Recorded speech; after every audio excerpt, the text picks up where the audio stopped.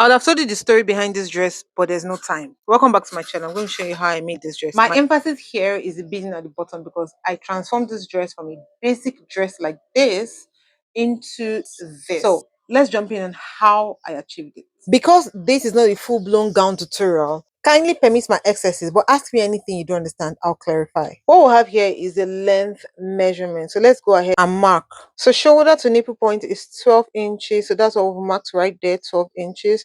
And then shoulder to under bust point is 15.5. Shoulder to waistline is 19 inches. Shoulder to hip line is 29 inches. And the shoulder to the full length is 36 inches. Next thing is the width measurement. This dress is not going to be so fitted, so we're going to give some extra allowance. So the shoulder is 17 inches. We divided 17 by 2 to achieve 8.5 inches. For the bust, our bust here is 38 inches, so we're going to be dividing 38 by 4 and adding a 2-inch allowance. This is what we did all through the gown except the shoulder. There's no allowance on the shoulder. But I did that for the bust line. The bust line is the shoulder to nipple, and then we have the shoulder to the underbust, we have shoulder to the waist, we have shoulder to lower waist, and then we have shoulder to the hip. And for longer dresses, you do shoulder to the knee, but this dress didn't get to the knee, so we didn't need all of that. Next thing to cut is the armhole. Armhole is usually bust point divided by 6 plus 1.5 inches. In this case, it gave us 8 inches from the shoulder. So we're marking the line where the 8 inches cut across. And we're going to now be tracing the shape of the dress from all the lines that we have created.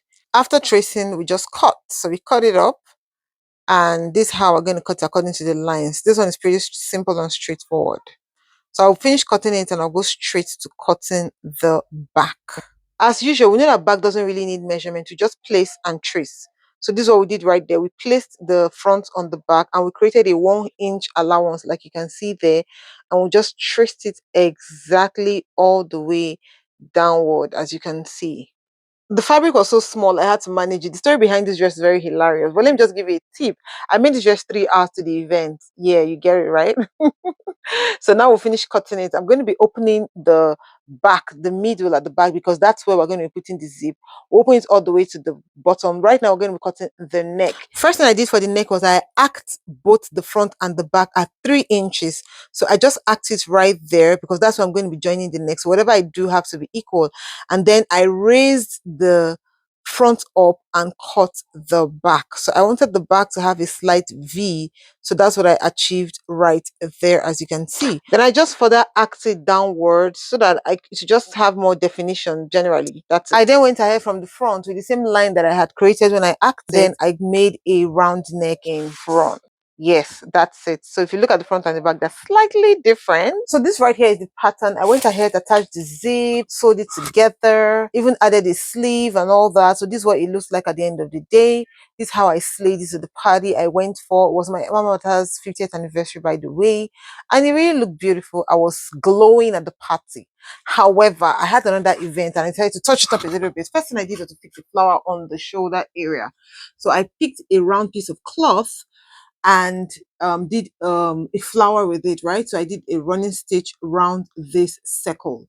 By now, I think you'd have seen this flower pattern, but however, I'll still show you. So what I did right here was running stitches. I did it all the way to all the ends of this circle. So this right here is the outcome by the time I finished it. I just pulled it out and this is it.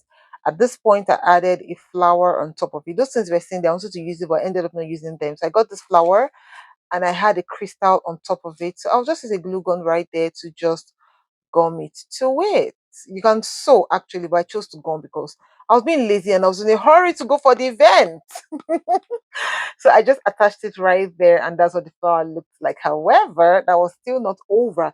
I thought about it. What can I use to further embellish these flowers? I added beads to it. So right here, I have 2 beads. I even ended up doing several.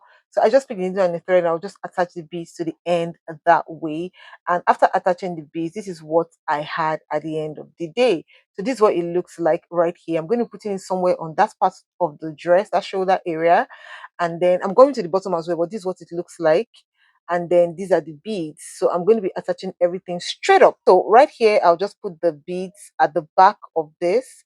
and attach it exactly where and the way I want it to be. So that's the first one I put. I'll go ahead and put the second, the third, the fourth, and however quantity that I choose to put that. So this is what it looks like by the time I finished it. Altogether, I had, let's see, 5.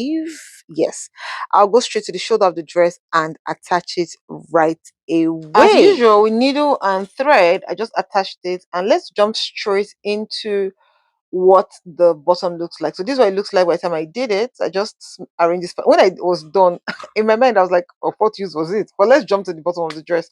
So right here I targeted 5 in front, but I ended up putting 7. So this is where I started it.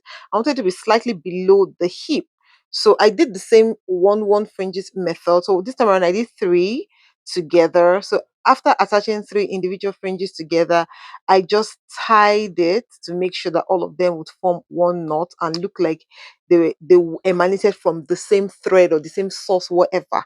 So by the time I tied it together like that, I cut off 2 and left just 1. So that's the one that we're going to be using to attach crystal and attach it to the dress. So I cut off 2 and I left 1 thread. That thread is one I'm going to attach with the needle into this crystal and into a sand bead, as you can see, or the same broken bead, whatever. So I just attach it right there. So this is what's going to happen. I just put it on top of the dress this way.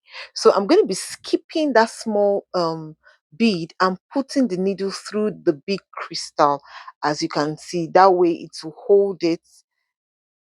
I seen it, so it will hold it that way, and that's what it's going to look like. I'll pass the needle in from the back again, out of the crystal bead, put it back in, make it as tight as possible. At this point, you want a situation whereby by the time you're done with your bead, I'll twirl, turn around, do everything I want to do, and the beads don't fall off because they are standing on a solid ground. If it falls off, you did not do it well. So this is what it looks like in front, and then I went ahead to do the back, and this is what the full dress looked like. Ladies and gentlemen, this is how I took this dress from simple to extraordinary, because I can. So my dear sisters, if you have an event and you have a simple dress, my sister, put bead at the bottom and to become something else. Thank you so much for watching my video. See you in my next one. Bye.